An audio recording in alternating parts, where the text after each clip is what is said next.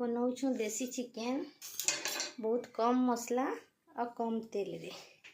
तो देख ये स्टार्ट कर मार तो तेल दिया ना एखन गोटा मसला दिया हवा मसला भाजी गला ना तार पे आने देना काटी छमा प्याज था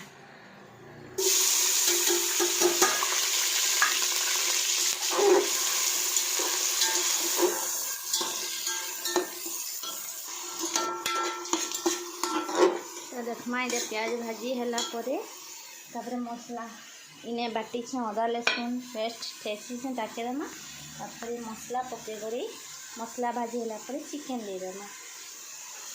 तो प्याज भाजी हेबा तक वेट करमा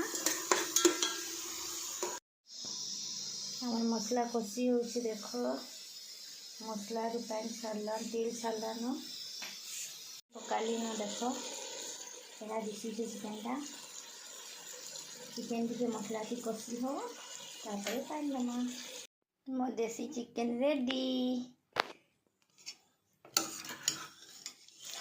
देख के खाबो बोले आस टेस्टी टेस्टी।